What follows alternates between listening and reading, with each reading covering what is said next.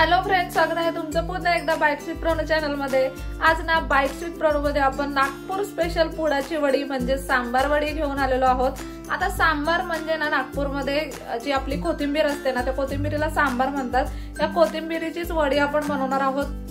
नागपुरी स्टाईलने आपण आज ही सांबार वडी बनवणार आहोत। चला तर मग अजिबात उशीर न करता आपण लगेचच रेसिपीला सुरुवात करूया। आता ही सांबार वडी किंवा पुडाची वडी बनवण्यासाठी आपल्याला सगळ्यात पहिल्यांदा पीठ मळून घ्यायचं आहे।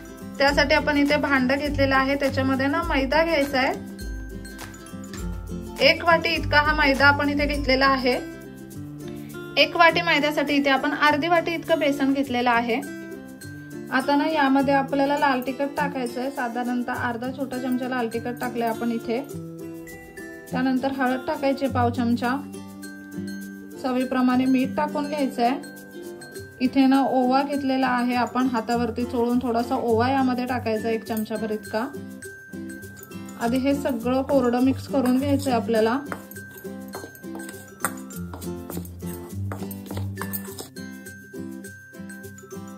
आता ना इथे आपल्याला अगदी गरम केलेलं कडकडीत असं तेल टाकलेलं आहे आपण इथे।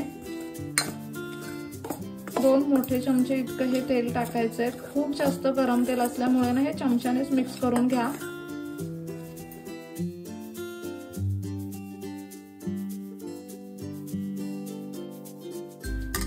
आता थोडंसं हे गार झालं ना की हलक्या हाताने आपण हे पीठ मिक्स करून घेऊयात अशा पद्धतीने।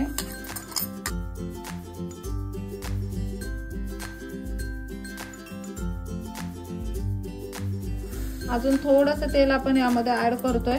इथे ना पिठाची छान अशी मूठ बनली पाहिजे इतकं तेल आपल्याला ऍड करायचं आहे।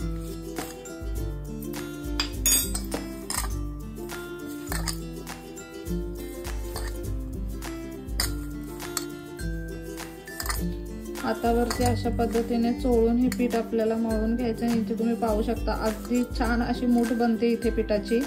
अशा पद्धतीने मूठ बनली ना की समजायचं तेलाचं प्रमाण अगदी योग्य आहे। आता अगदी थोडं थोडं पाणी टाकून आपल्याला हे पीठ मळून घ्यायचंय। खूप जास्त पाणी एकदाच नाही टाकायचंय, थोडं थोडं पाणी टाकून घट्टसर असं पीठ आपल्याला इथे मळून घ्यायचंय।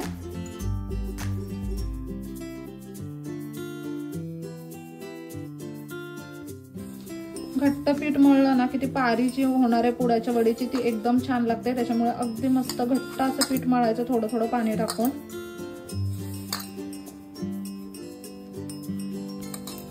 इथे तुम्ही पाहू शकता अगदी मस्त घट्टसर असं हे पीठ आपण मळून घेतलेलं आहे। आता हे पीठ आपण झाकून ठेवूयात आणि आता पुडाच्या वडीचं आपल्याला सारण तयार करून घ्यायचंय। सारण तयार करण्यासाठी सगळ्यात पहिल्यांदा आपल्याला शेंगदाणे भाजून घ्यायचे। या पॅन वरती ना मस्त असे शेंगदाणे आता खरपूस भाजून घेऊयात। आता ना इथे शेंगदाणे आपण खरपूस असे भाजून घेतलेले आहेत। एका प्लेट मध्ये ह्यांना काढून घेऊयात। आता ह्याच पॅन मध्ये आपल्याला खोबरं भाजून घ्यायचंय। अगदी मस्त खरपूस असे खोबरं आता आपण भाजून घेऊयात। इथे ना खोबरं आपण अगदी मस्त खरपूस असं भाजून घेतलंय। गॅस बंद करूयात आणि खोबरं आता वाटक्यामध्ये काढून घेऊयात एका।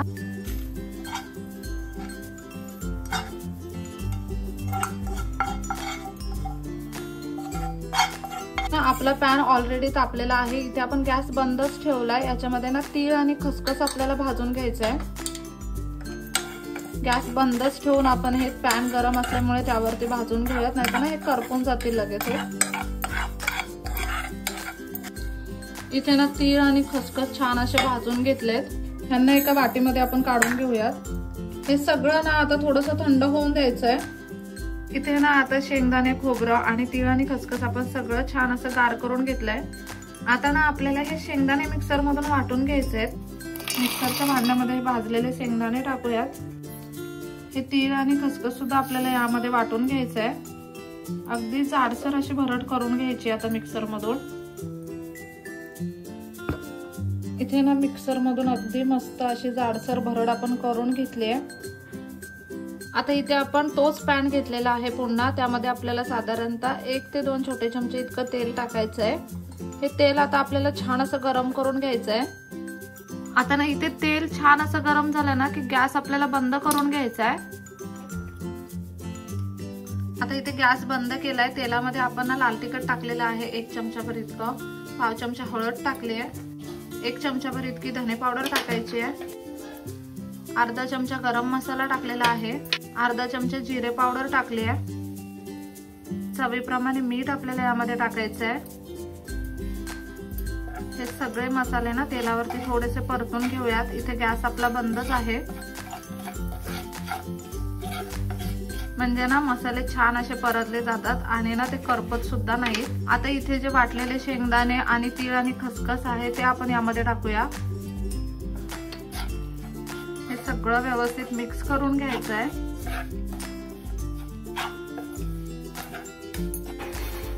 आता हे जे भाजलेलं खोबरं आहे ते हाताने आपण थोडंसं चुरून घेतलंय आणि ते यामध्ये टाकायचंय। कारण मिक्सरला वाटायची काही गरज नाही, हाताने चुरलं तरी पण ते छान चुरलं जातं, त्याच्यामुळे ते हातानेच आपण चुरून घेतलंय।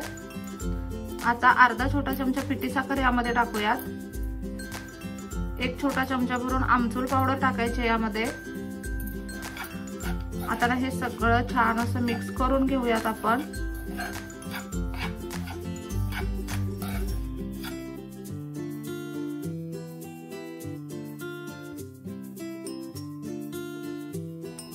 आणि आता हे सारण ना आपल्याला थोडंसं गार व्हायला, थंड व्हायला ठेवून द्यायचंय।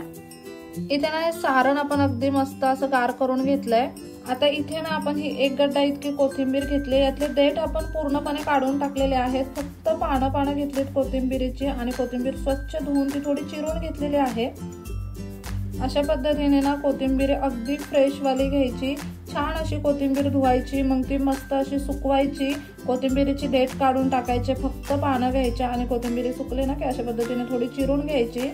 इथे जितकी फ्रेश कोथिंबीर तुम्ही वापराल ना तितकं फ्रेश ही सांबार वडी किंवा पुडाची वडी बनते। कोथिंबीर धुतल्यानंतर ना अगदी 3-4 तास पंख्याखाली किंवा ना एखाद्या छान असं कपड्यावरती ती कोथिंबीर हांतरायची आणि साधारणतः 3 ते 4 तास मस्त अशी पंख्याखाली कोथिंबीर आपल्याला सुकवून घ्यायची आहे।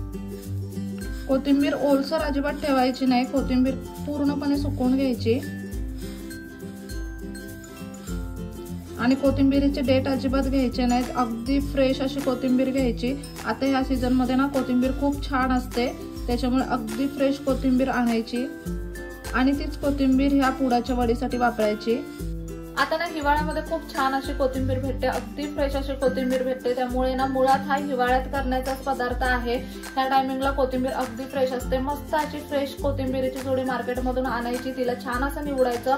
कोथिंबीर निवडताना ना देठ बाजूला काढायचे आणि पानं घ्यायची, फक्त कोथिंबीरीची जी छान हिरवी कवळी पानं आहेत ना ती छान अशी पानं घ्यायची। त्याच्यानंतर ती कोथिंबीर ना मस्त अशी धुवायची आणि एखाद्या कपड्यावरती छान अशी सुकवून घ्यायची। 3-4 तासासाठी मस्त पंख्याखाली वगैरे ठेवली ना की लवकर सुकली जाते आणि त्याच्यामध्ये अजिबात पानं राहत नाहीत। आणि मग त्याच्यानंतर कोथिंबीर छान अशी सुकली की तिला थोडं चिरून घ्यायचं आणि चिरल्यानंतर मग ही कोथिंबीर आपण इथे वापरलेली आहे। आणि हे ना सगळ्यात महत्त्वाची स्टेप आहे सांबार वडी किंवा पुडाची वडी बनवताना, त्याच्याशिवाय तुमची पुडाची वडी छान बनणारच नाही। कोथिंबीर जितकी छान असेल ना तितकी ही सांबार वडी बनायला छान बनते आणि चवीला छान लागते। आता हे सगळं आपण अगदी छान असं मिक्स करून घेतलंय आणि हे सारण आता तयार आहे। आता इथे ना हे पीठ आपण झाकून ठेवलं होतं,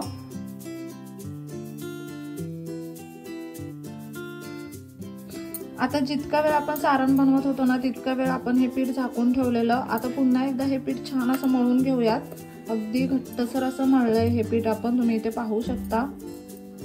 आता ना आपल्याला ह्या पिठाच्या छोट्या छोट्या पुऱ्या तयार करून घ्यायच्यात, त्या अकॉर्डिंग ह्या पिठाचे आपण छोटे छोटे गोळे काढून घेऊयात। अगदी छान मोठी अशी ही पुरी आपल्याला लाटून घ्यायची आहे। पिठाचा एक गोळा घेतला आपण, छान अशी मोठी अशी पुरी होईल इतका। आता ना ही पुरी लाटून घेऊयात। पुरी लाटताना ना इथे आपण कोणत्याही प्रकारचं सुक्कं पीठ वापरलेलं नाहीये, तुम्हाला जर गरज वाटली तर तुम्ही थोडंसं तेलाचा वापर करू शकता पुरी लाटण्यासाठी।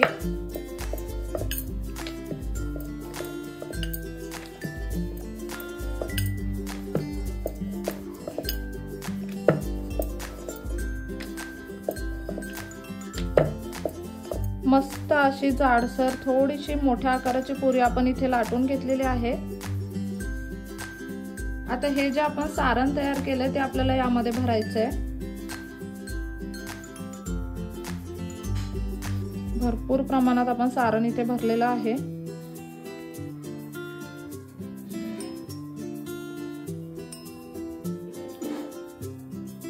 आता अशा पद्धतीने पुरीच्या दोन्हीही बाजू आपण दुमडून घेतल्यात।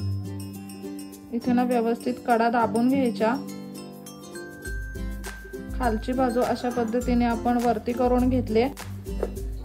इथे ना मैद्यामध्ये आपण थोडंसं पाणी टाकून मैद्याची पेस्ट तयार करून घेतली। आता वरच्या भागाला ना ही पेस्ट लावायची आपण, जेणेकरून ही पुडाची वडी सुटली जाणार नाही आणि अगदी व्यवस्थित इथे लागली जाईल, एकमेकांना हे टोकत चिटकले जातील। तुम्ही पाहू शकता इथे ही बाजूनं निघू नये म्हणून आपण इथे मैद्याची पेस्ट करून लावलेले आहे। मैद्यामध्ये थोडंसं पाणी टाकून आपण मैद्याची छान अशी घट्टसर पेस्ट बनवून घेतले, म्हणजे जेणेकरून आता ह्या वड्या जेव्हा आपण तळू तेव्हा त्या अशा सुटल्या जाणार नाहीत आणि अगदी छान अशी ही एक पुडाची वडी बनवून किंवा सांबार वडी बनवून तयार आहे। अशा पद्धतीने ना आता बाकीच्या वड्या आपण तयार करून घेऊयात।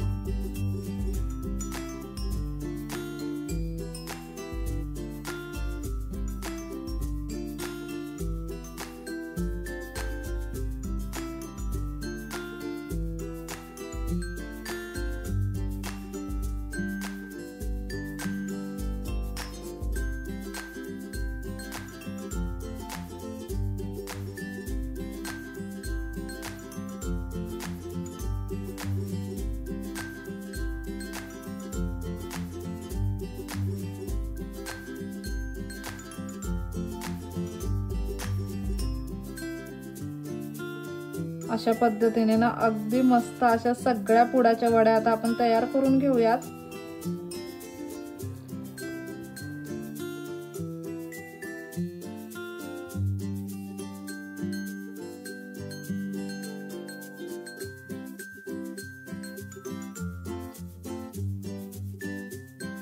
इथे तुम्ही पाहू शकता अगदी मस्त अशा ह्या सगळ्या पुडाच्या वड्या आपण तयार करून घेतलेल्या आहेत। आता लगेचच आपल्याला ह्यांना फ्राय करून घ्यायचंय।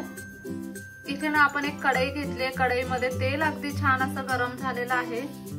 आता ना गॅसचा फ्लेम आपण मीडियम केला आणि मीडियम फ्लेम वरती ह्या वड्या आपण तेलामध्ये सोडून घेणार आहोत। एकदमच ना भरपूर वड्या टाकायच्या नाहीयेत, आपण 3च वड्या टाकल्या तिथे सुरुवातीला।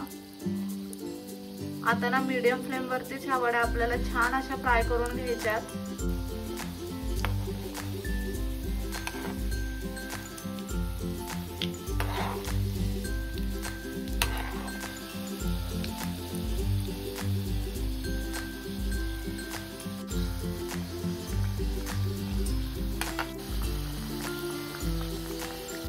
इथे तुम्ही पाहू शकता अगदी मस्त गोल्डन कलर आलाय ह्या वड्यांना।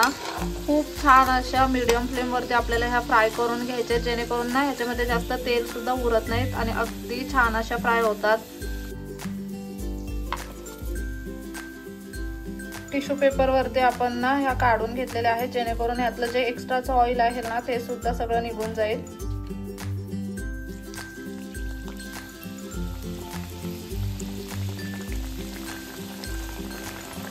अशा पद्धतीने ना आता ह्या सगळ्या वड्या आपण फ्राय करून घेऊयात।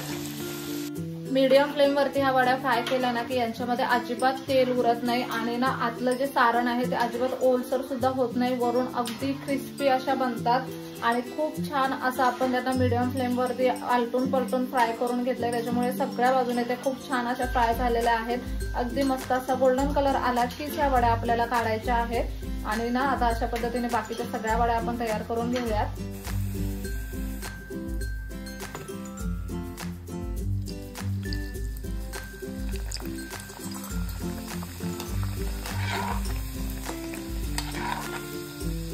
आता ह्यातच ना हिरव्या मिरच्या आपण फ्राय करून घेऊया। पुडाच्या वडी सोबत ना ह्या मिरच्या खूप भारी लागतात खायला। ह्या ना मस्त अशा हिरव्या मिरच्या सुद्धा आपण फ्राय करून घेतल्यात वडी सोबत खाण्यासाठी।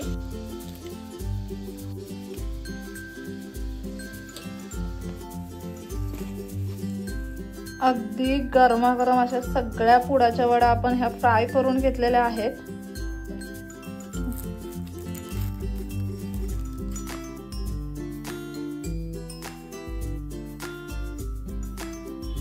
तुम्ही ना पाहू शकता इथे किती छान अशी ही पुडाची वडी बनलेली आहे। आतमध्ये ना सारण वगैरे किती छान स्टफ झालेलं आहे, तुम्ही इथे पाहू शकता। सारणाला ना अजिबात पाणी सुटलेलं नाहीये, कोणत्याही प्रकारचा ओलसरपणा आलेला नाहीये। पारी एकदम क्रिस्पी कुरकुरीत झालेले आहे। स्टफिंग एकदम आतमध्ये छान बसलंय आणि सगळ्यात इम्पॉर्टंट म्हणजे ना कुठेही ही पुडाची वडी तुटलेली नाहीये, एकही वडी फ्राय करताना तुटलेली नाहीये।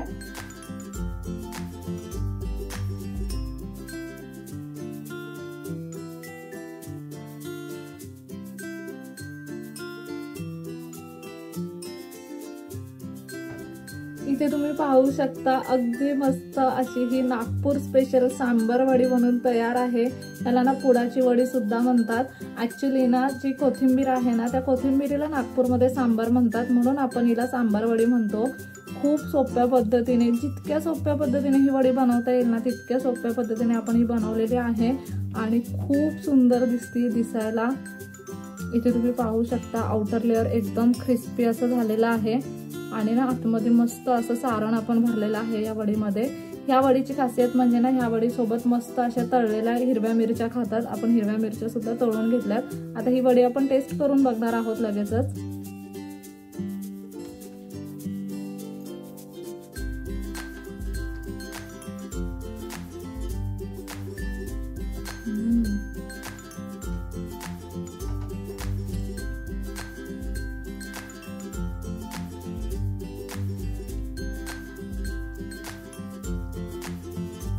खूप भारी जे सारण आपण बनवलंय ना ते एकदम भारी बनलंय।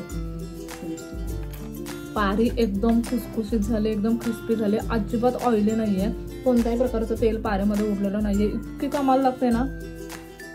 हा सांबार वडा ना तुम्ही नुसत्याच बनवून ना एखाद्या डब्यामध्ये ठेवू शकता, फ्रीजमध्ये ठेवू शकता आणि जेव्हा त्या खायच्या असतील ना तेव्हा त्या फ्रीजमधून बाहेर काढून मग तुम्ही त्या फ्राय करू शकता तरी सुद्धा चालेल। आणि अशाच जरी फ्राय करून ठेवल्या ना तरी सुद्धा त्या महिनाभर अगदी आरामात टिकतात। तुम्ही ना एकदा अशा फ्राय करून ठेवल्यात तर त्या 4-5 दिवस आरामात खाऊ शकता। पण गरमागरम खायचं असेल तर मग ना कच्च्याच फ्रीजमध्ये ठेवा वड्या बनवून आणि त्याच्यानंतर ना फ्रीजमधून काढून तुम्ही त्या फ्राय करून मस्त गरमागरम अशा खाऊ शकता। हे ना खरंच खूप छान लागतंय खायला। कधी जर पुडाची वडी किंवा सांबार वडी घरी ट्राय केले नसेल ना तर अशा पद्धतीने ही रेसिपी फॉलो करून बघा एकदा नक्कीच। खूप सोप्या पद्धतीने, जितक्या सोप्या पद्धतीने बनवता येईल ना तितक्या सोप्या पद्धतीने आपण ही बनवलेली आहे। ही वडी शक्यतो हिवाळ्यातच बनवली जाते कारण त्यावेळेला कोथिंबीर अगदी फ्रेश असते, कवळी असते आणि जे कवळ्या कोथिंबीरीच्या वड्या खूप छान लागतात। कोथिंबीर जितकी कवळी आणि फ्रेश असेल ना तेवढी वडी खायला छान लागते आणि बनायला छान बनते। आणि शिवाय ह्याच्यामध्ये सगळे उष्ण पदार्थ आहेत, खोबरं, शेंगदाणे, तीळ, त्याच्यामुळे हिवाळ्यामध्ये आवर्जून अशी ही पुडाची वडी खातात। तुम्ही ना नक्कीच आजची आपली पुडाची वडीची रेसिपी घरी करून बघा। कसा वाटला व्हिडिओ ना मला कमेंट करून नक्की सांगा। चला तर मग नेक्स्ट व्हिडिओमध्ये भेटूया, तोपर्यंत मस्त खा, भरपूर फिरा आणि आनंदी राहा।